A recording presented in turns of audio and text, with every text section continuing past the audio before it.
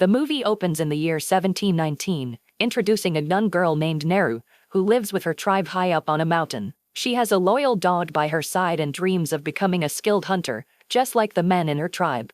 One day, eager to prove herself, she takes her dog and goes hunting alone. She spots a deer and prepares to take aim, but the deer bolts, frightened by a strange, booming sound that echoes through the forest. Naru chases after it, determined, but she cannot catch it.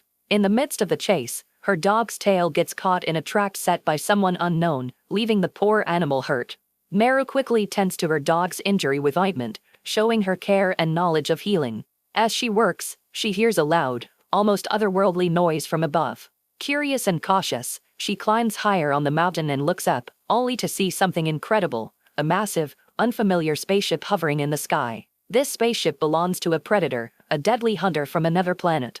Predators have bodies similar to humans but faces that are terrifyingly alien. They are ruthless hunters, targeting humans because they see them as threats, and they carry advanced weapons that make them almost impossible to defeat. Naru, however, doesn't know this. To her, it looks like a gigantic bird soaring in the sky. Excited and awed, she runs to her brother, a skilled hunter, and tells him about the huge bird she saw. She feels this is the perfect opportunity to prove her hunting skills, but her brother advises her differently. He tells her that a true hunter doesn't just chase anything, she must hunt something dangerous, something that poses a real threat to her. In other words, she must hunt an enemy that could make her the prey. After this, Naru returns home, where her mother is preparing herbs for medicine. Her mother is wise and knowledgeable, skilled in treating injuries and illnesses with natural remedies. She loves Naru but worries about her obsession with hunting. She tells Naru she has many talents beyond hunting and urges her to focus on those instead. To keep her busy, she sends Naru to fetch a flowering herb from the mountains.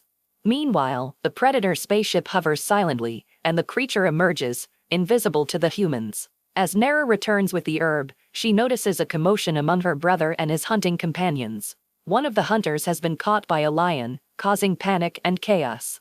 Without hesitation, Naru asks to join her brother and the others, but at first, they refuse, thinking the journey too dangerous for her. Her brother, however, insists that if their companion is injured, they will need Naru's medical knowledge to save him. Realizing her value, they allow her to come along.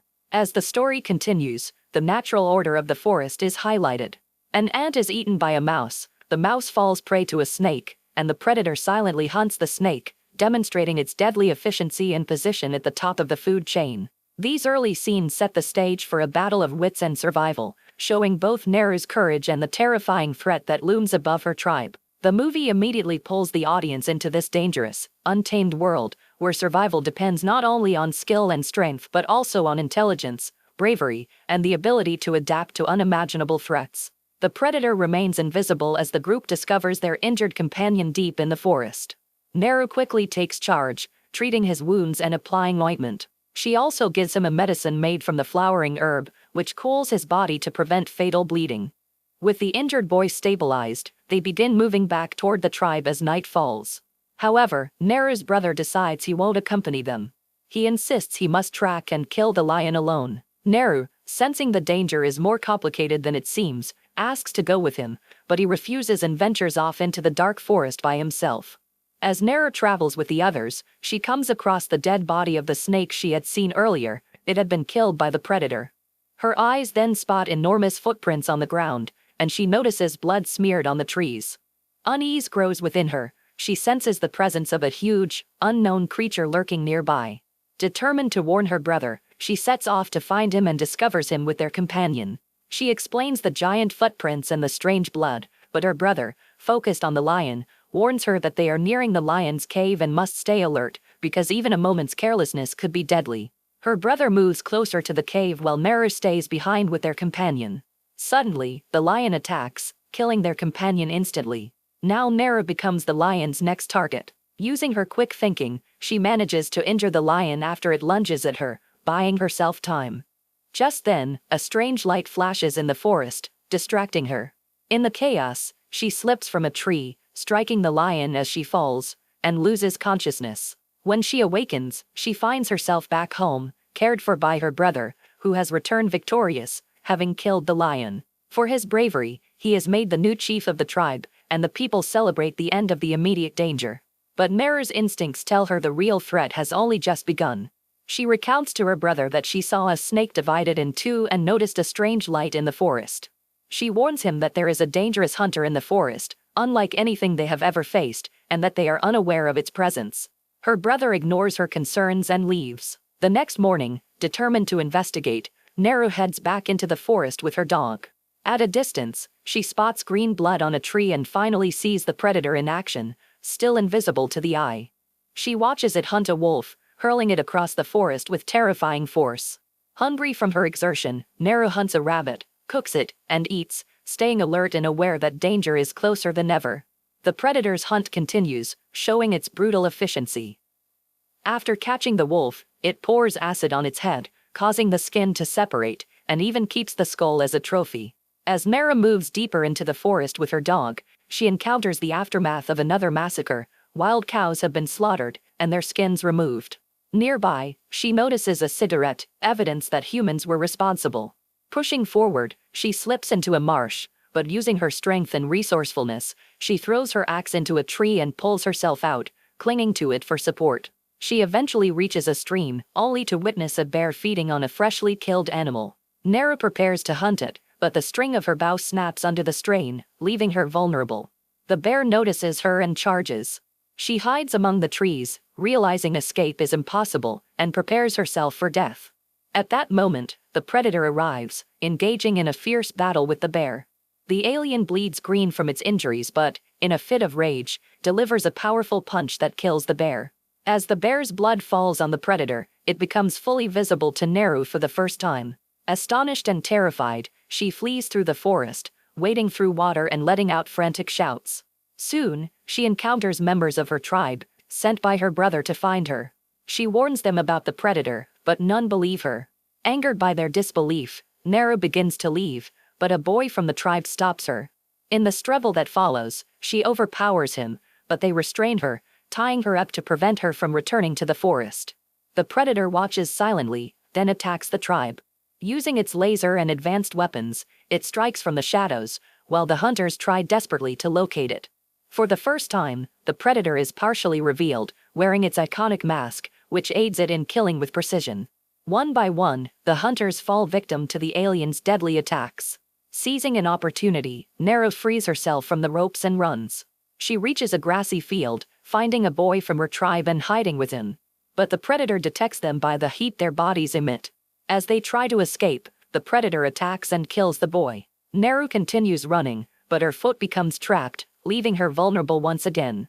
The predator continues hunting Naru, following her through the forest with deadly intent. But when it notices that she is trapped in a hunter's snare, it pauses and, surprisingly, does not kill her. Soon, a group of hunters arrives, the ones who had set the trap and had been hunting the wild cows. They take Naru to their camp, where she is rendered unconscious, and when she awakens, she finds herself tied up. A translator at the camp explains to her that the predator has already killed many of their people and is searching for a powerful hunter. They ask Naru if she knows anything about the creature, but she refuses to give any information. Meanwhile, the hunters capture her brother, treating him cruelly as a slave and beating him. Naru and her brother are then tied to a tree, intended as bait for the predator. When the predator finally appears in its full form, Naru remains calm and tells her brother not to panic, explaining that the creature does not attack indiscriminately, it only targets hunters with weapons. Her brother instructs her to wound it as she did the lion, believing that once it bleeds, they can defeat it. They notice that the hunters have set a trap that catches the predator's foot, but it is so strong that it breaks free easily. Furious, it attacks the hunters one by one, killing many in brutal ways. Seizing a moment, Naru cuts both her own ropes and her brother's with a blade, and they are free. Her brother rushes to bring his horse so they can escape, while Naru returns to the camp to retrieve her dog. Meanwhile, the predator activates a deadly device, which, when the hunters approach, suddenly releases 3 flying bombs, killing the remaining people.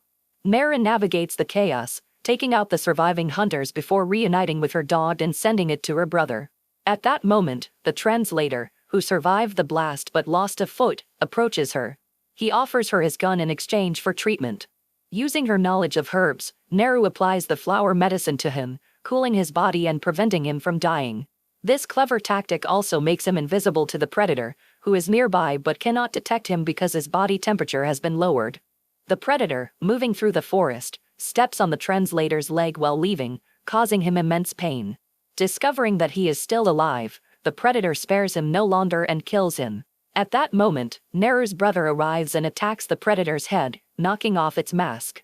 A beam of laser light shoots from the mask, hitting the trees, and the predator immediately attacks her brother with its weapons. All its arrows strike the trees illuminated by the laser, and Naru quickly realizes how the predator's weapons function. She tries to use the translator's gun, but it doesn't work. The predator vanishes briefly and returns, brutally killing her brother, while Naru manages to escape. Nearby, a girl informs Naru's mother that her son has died. Naru moves toward a stream and encounters a surviving hunter. Using her skill, she incapacitates him and places the translator's gun near him, then consumes the flower herb, cooling her body so the predator cannot detect her. When the hunter awakens and picks up the gun, the predator spots him and kills him for holding it. Seizing the opportunity, Naru shoots the predator in the head from behind, causing its mask to fall again. She takes the mask and sets a trap using it, luring the predator to a specific spot. A fierce battle ensues as Naru attacks with her axe, but the predator throws it aside. The two clash again, with Naru narrowly dodging each strike. She has figured out that the predator's laser targets only the area it is aimed at, essentially acting as its eyes. Using this knowledge, Naru cleverly positions the predator in her trap. As it fires an arrow, the weapon rebounds, striking the predator itself. The predator is killed by its own laser, ending the deadly hunt. Victorious, Naru returns to her tribe with the predator's head and hands the translator's gun and the trophy to her father. For her bravery and intelligence, she is made the new chief of the tribe.